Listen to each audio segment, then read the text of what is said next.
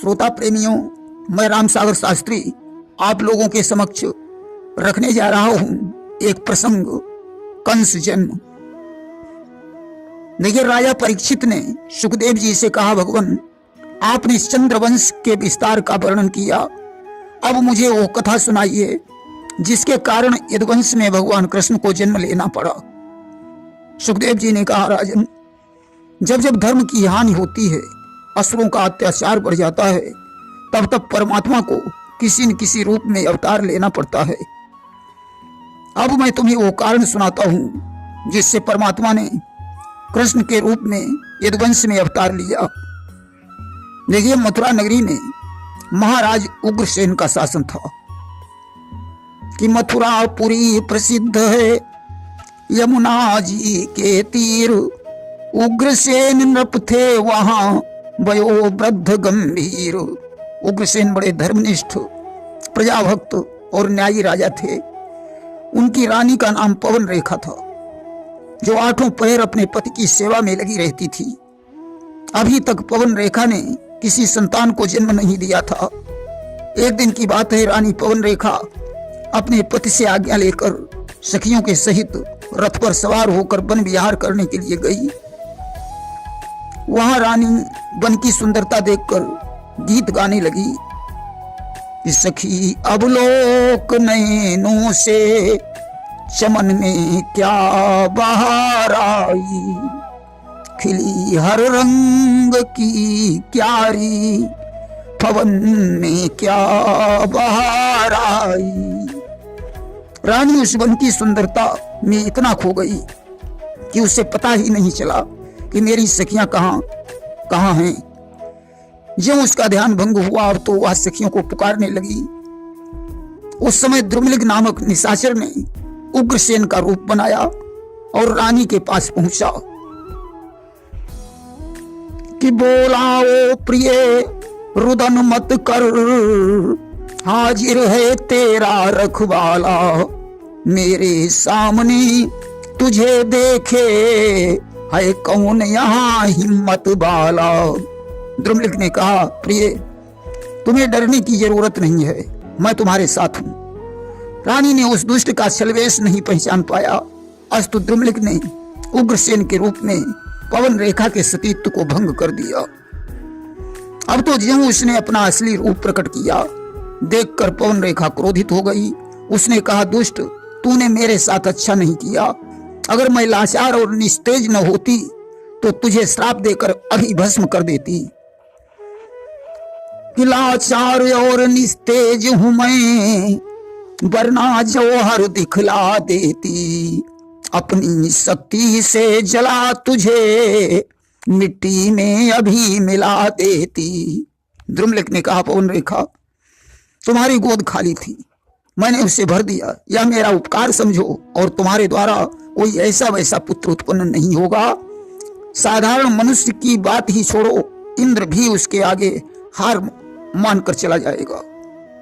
ऋषि मुनि गाय और ब्राह्मणों को अवश्य वो पीड़ा देगा, परंतु उसको मारने के लिए स्वयं भगवान को अवतार लेना पड़ेगा। इतना कहकर द्रुमलिक चला गया। रानी ने सखियों को बुलाया, सखियां दौड़कर आ गईं। उन्होंने रानी की हालत देखी और पूछा, बहन आपका यह साज श्रृंगार कैसे बिगड़ गया? रानी ने कहा, सखियों मैं अकेली थी, यहाँ एक बंदर आ गया, उसने मेरे सारे साज श्रृंगार को बिगाड़ दिया। चलो अब घर चलते हैं। आज सखियों के सहित घर लौट आई। धीरे धीरे 10 महीने बीत गए। अब तो पुत्र के जन्म का समय निकट आ गया। देखिए, जब कोई धर्मात्मा जन्म लेता है तो शुभ शकुन होते हैं, जब कोई दुष्टात्मा का जन्म होता है तो अपशकुन होते हैं।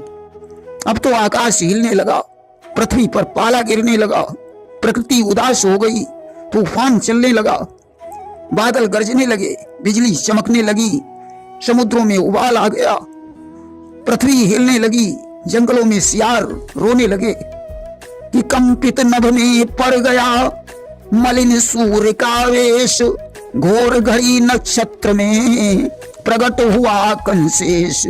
आज ऐसी घोर घड़ी में पवन रेखा ने अत्याचारी कंस को जन्म दिया। कंस ने बचपन में ही तमामों बच्चों को मार काट कर नदी में डाल दिया। जब बड़ा हुआ तो इसने गौशालों में आग लगवा दी, मंदिरों को तोड़ फोड़ डाला, यज्ञ हवन पूजन पर प्रतिबंध लगवा दिया। उग्रसेन ने बहुत कुछ समझाया, बेटा ऐसा अनाचार करना ठीक नहीं है। इसने उग्रसेन को पकड़कर जेल में डाल दिया और उनका राज मुकुट धारण करके स्वयं राजा बन गया। मगध सम्राट जरासंध पर चढ़ाई करके इसने उसकी अस्थि और प्राप्ति नामक 2 पुत्रियों के साथ अपना विवाह कर लिया। अब तो कंस का अत्याचार दिनों दिन बढ़ने लगा कि गंगा यमुना का दिव्य देश आरत हो कर रोता था, ब्रजमंडल से सुरमंडल तक जब जुल्म कंस का होता था। सारे देवता कंस के अधीन हो गए। पृथ्वी गाय का रूप धारण करके ब्रह्मा जी के यहाँ रोने लगी। भगवान शंकर भी वहां मौजूद थे। आज तो सभी देवताओं ने मिलकर करुण पुकार की कि प्रभु हाहाकार हर तरफ है, प्राणों को देव रो रहे हैं, पृथ्वी पर पाप बढ़ रहा है, पृथ्वी पति कहां सो रहे हैं। हे प्रभु आप कहां सो रहे हैं? हम लोग कंस के अत्याचार से दुखी हो रहे हैं। उस समय आकाशवाणी हुई कि हे भक्त जनों निश्चिंत रहो, अब तुम्हें न कोई भय होगा। यह धरती होगी रंगभूमि, धरणी धर का अभिनय होगा। हे देवताओं मैं अतिशीघ्र यदुवंश में कृष्ण के रूप में अवतार लूंगा। शेष जी बलराम बनकर आ रहे हैं। मेरी शक्ति राधा के रूप में बरसाने में अवतीर्ण होगी। आज तो तुम भी यादव बनकर पृथ्वी पर अवतीर्ण हो जाओ। आज आकाशवाणी सुनकर समस्त देवता प्रसन्न हो गए कि गगन ब्रह्म वाणी सुनि काना, अवहरसि फिरे सुर हृदय जुड़ाना। इसके आगे का प्रसंग आप लोग श्रवण करेंगे। देव की विवाह में प्रेम से बोलिए वृंदावन बिहारी लाल की जय।